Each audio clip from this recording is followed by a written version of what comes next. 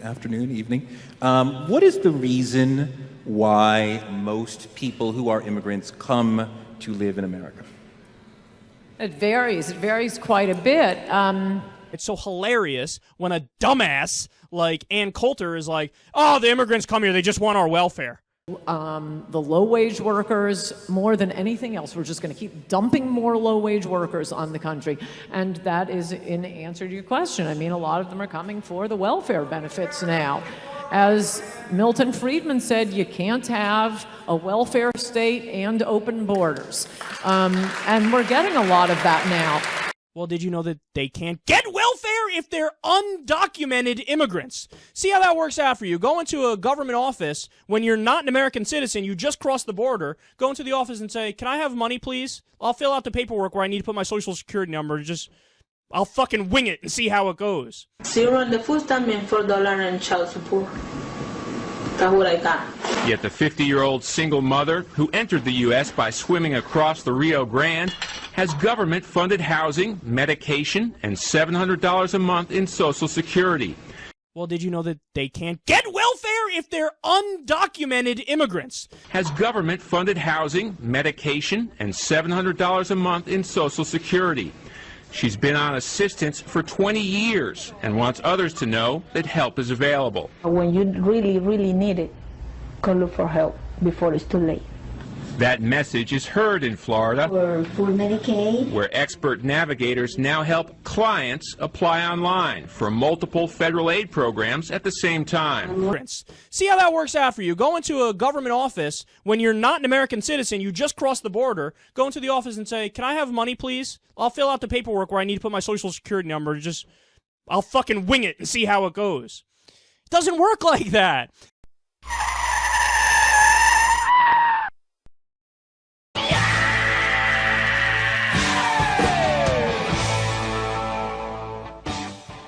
Plato.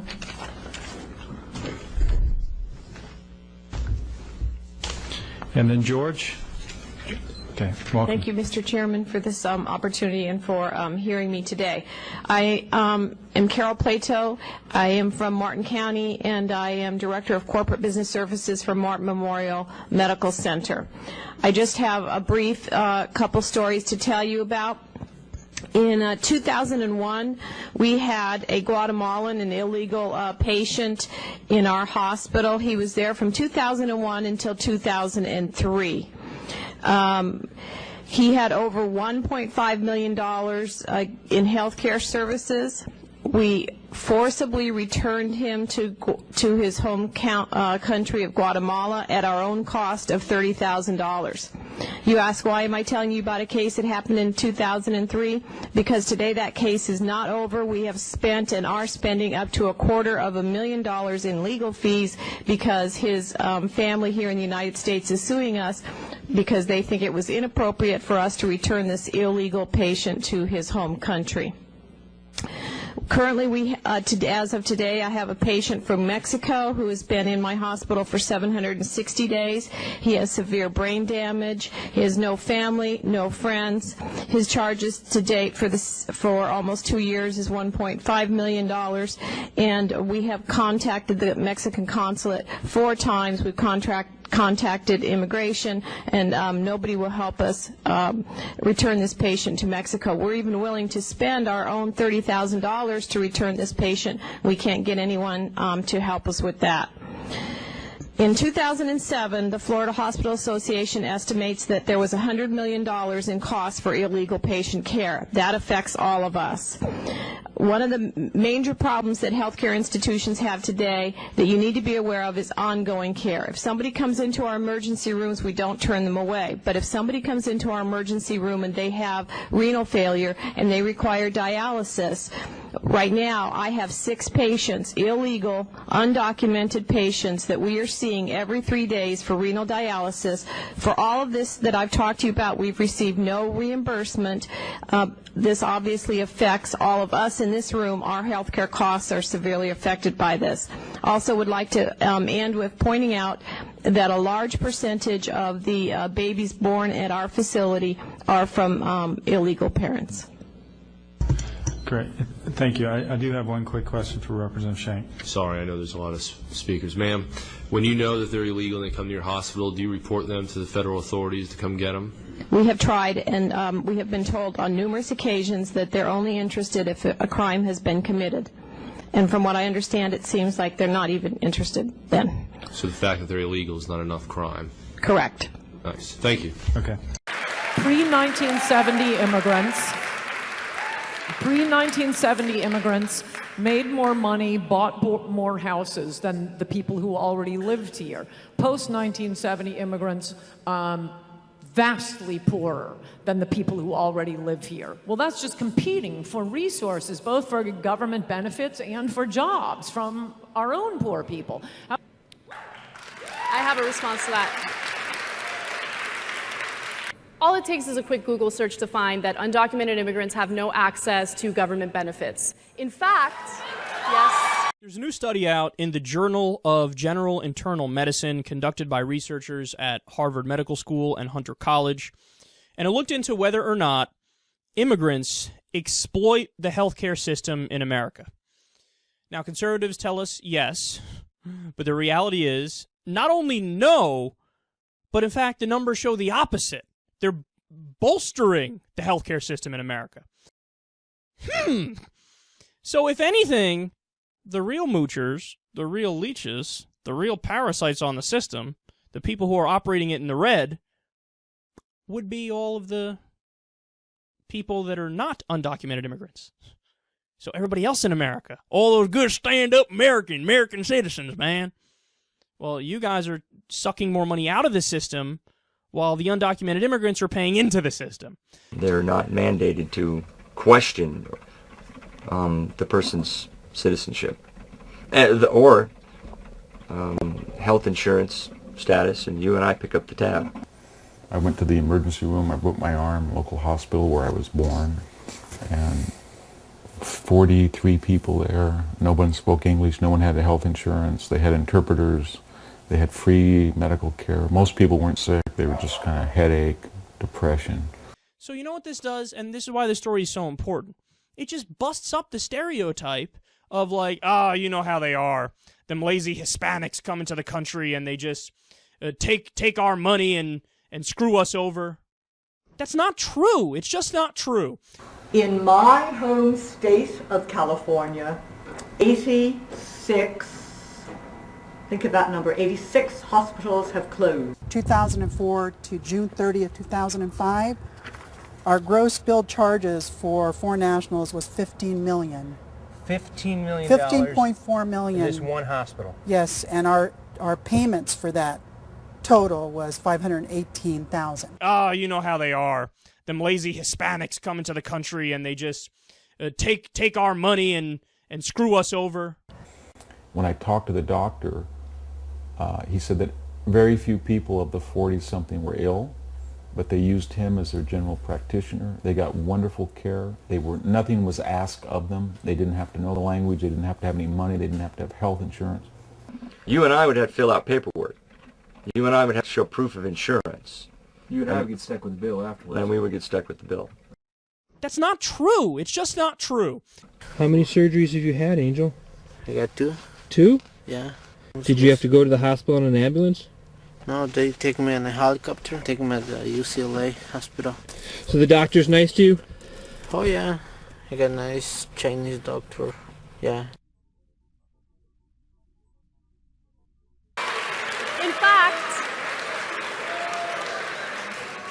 in 1996, Bill Clinton and legislators at the time made it incredibly difficult for immigrants who are in the country legally to have access to government benefits or government programs. And so it's a complete fear-mongering talking point from the right that people are coming into this country and they're mooching off American taxpayers. The only people who are mooching off of American taxpayers right now are oil companies and the wealthiest people.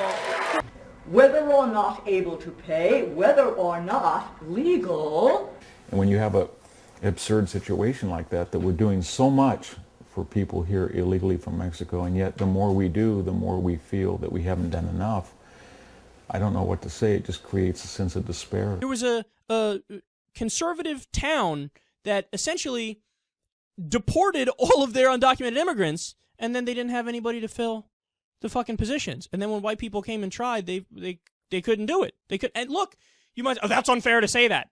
It's not me saying it. It's the fucking Vice documentary that proved it. They documented it. They showed it. And people, it's from Mexico, don't have prenatal care. And he gave me the example of a woman who'd come in her 3rd trimester from Oaxaca, got wonderful health care for 3 months. And he said only in America would somebody walk across the border without getting any prenatal care at all and have a wonderful doctor himself shepherd her through her pregnancy. And this, my darling friends, is an unfunded mandate. That means no money comes in for all the treatment of the services, but if the practitioner and if the emergency room refuses to treat, there is a fine up to $50,000 per patient. And it's really a great distraction to have Americans look at the little guy and blame them for all their problems when the wealthiest people in this country are basically raping and pillaging us, right? Are spreading disease and reintroducing diseases that haven't been a part of American society in decades. What are your thoughts on that? Well, you know, it's very difficult to contain the R word, and I do believe that many of these people are racist. Anytime they begin to look at a minority and say, oh, they bring in disease, well, I already know where they're coming from. They bring in diseases that we never see here. Immigrants are exactly like every other human being. Some of us are well, and some of us are sick. Virtually all of the diseases I'm going to be discussing are what we used to teach in tropical medicine. Because they were the things that we would never see here in America, but now we do. First, multiple drug-resistant tuberculosis. 84% of the patients with MDR-TB are illegal aliens from Mexico and the Philippines. Chagas disease is right here in Cochise County. In Latin America, Chagas infects 18 million people every year. You all remember leprosy from the Bible. It used to be called the disease of the soul.